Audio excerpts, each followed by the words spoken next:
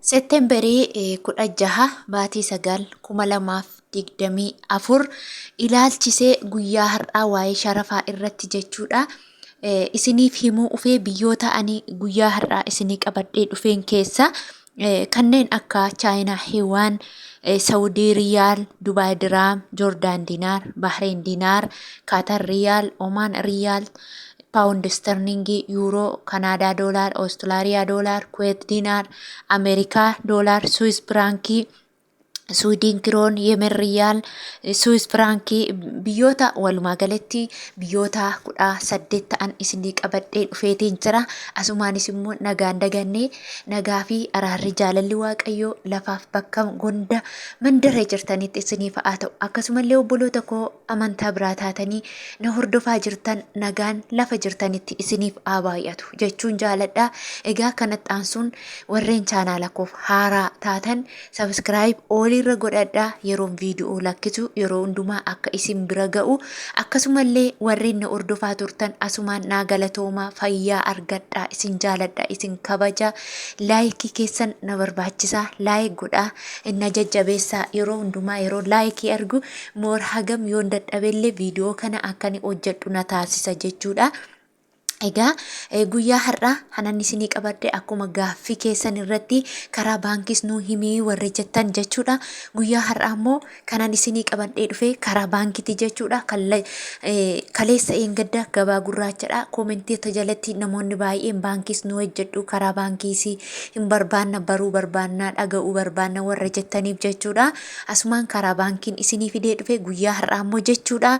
Egaa guyyaa har'aa baankii yeroo ilaallu jechuudha. Oromiyaa baankii irraa yeroo kaanu baay'ingi ende seelingii irratti iddootti baay'ee seelingii isaas barreessee jira bittaa fi gurgurtaa keessatti jechuudha. Egaa guyyaa har'aa Ameerikaan doolaarri tokko karaa Oromiyaa baankiitiin 8.9 oolee jira.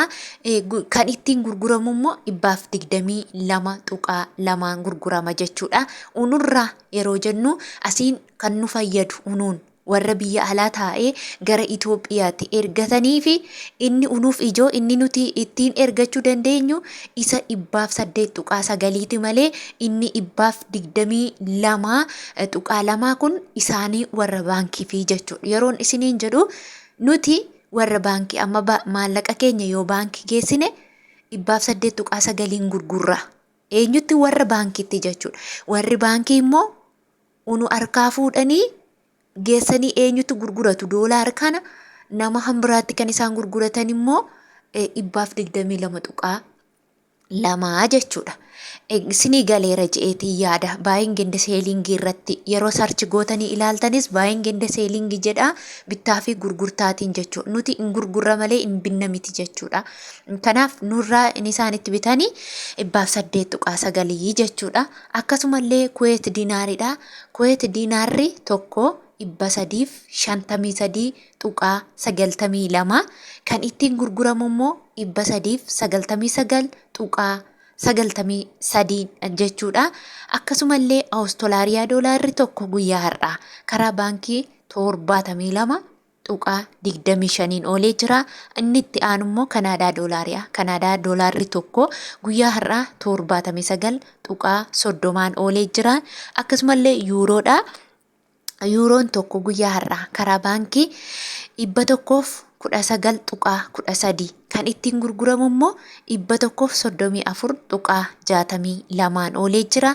Akkasumallee Paawundi Sterlingiidha.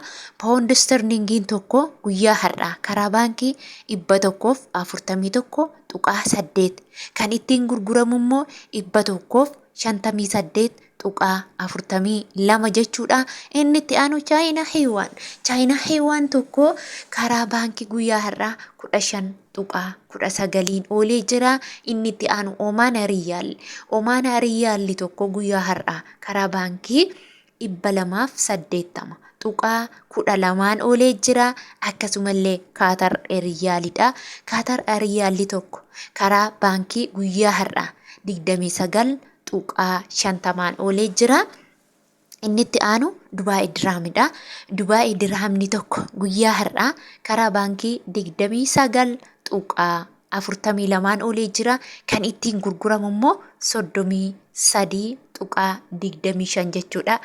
Bittaaf gurgurtaa irratti yeroo ilaalan jechuudha. Gabaan gurraachii fi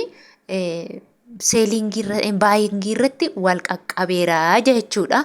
Akkasumallee Bahrein diinaarri tokko guyyaa har'aa 285.85 olee jira. Inni itti aanu Joordaan diinaarri tokko guyyaa har'aa 152.2 olee jira. Akkasumallee Saudi Arabiyaa riyaalli tokko guyyaa har'aa 28.8 gurgurtaan isaa immoo 32.54 ooleera jechuudha. Akkasumallee Turkii riileedha. Turkii riileen tokko guyyaa har'aa karaa baankii 3.18 oolee jira. Akkasumallee Ijipshaan paawundiin tokko guyyaa har'aa karaa baankii 2.23 oolee jira. Inni itti aanu Suudiin kiroon tokko guyyaa har'aa karaa baankii 10.53 oolee jira.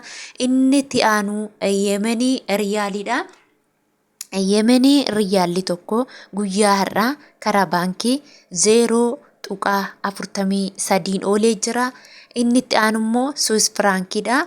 Swiss firaankiin tokko guyyaa har'aa 126.66 oolee jira. Gurgurtaan isaa immoo 143.12 oolee jira jechuudha. Akkasumallee gaaffii keessan warri Beeruut jirtan Beeruut guyyaa har'aa jechuudha. Namoonni baay'een Beeruut jettu. Gaaffii kana hundumaan deddeebisa yeroo hundumaa Beeruut maanuu hin himne viidiyoo dhaggeeffadha hanga xumuraa viidiyoo dhaggeeffadha jechuudha. Viidiyoo keessatti inumaan dubbadha yeroo hundumaa. Doolaaraan sinii kennama Ameerikaan doolaara gosa 3 jiran keessaa doolaara Ameerikaatiin sinii kennama warri Beeruut jechuudha. Kanaafuu warri Beeruut doolaara tokko meeqaan herregattu? 8.9 herregattu jechuudha. Egaa guyyaa har'aa kan ani isinii qabadhee dhufe karaa baankiiti. Guyyaa boruu immoo karaa gabaa gurraachaan itti isinii fufa. Guyyaa tokko tokko karaa baankii, guyyaa tokko tokko immoo karaa gabaa gurraachaa isinii himaa jechuudha. Kanaafuu eeggattanii kan itti fayyadamtan immoo isinitu beekaa isiniin jechuun barbaada. Akkasumallee immoo isaa ati itti himtuu nuun erganii jettan karaa baankii isuma amma ani isinitti himeen baankii yeroo deemtan kallattumaan akkuma ammaa kanatti ergattu jechuudha. Garuu karaa gabaa gurraachaa immoo sinirraa bitu waan ta'eef namoonni amma daldaalonni sinirraa bitanii immoo geessanii nama biraatti immoo bu'aa buusanii gurguratu waan ta'eef akkuma jedhame sanatti sin harkaa fuudhuu dhiisuu ni malu jechuudha. Hamma fedhii isaanii buufatu 2 3 sirraa qannasuu ni danda'u jechuudha. Kanaafiyyuu waan dhugaa irratti hundaa'e ofii keessanis sarchi gootanii ilaaluu kan dandeessanidha. Kanaaf laayik naa gochuu hin dagatinaa. Turtii gaarii isiniif haa ta'u. Warri laayik gootanii ni jajjabeessitan gooftaan isin haa eebbisu, rabbi isin haa eebbisu. Isin jaaladha. Chaawu.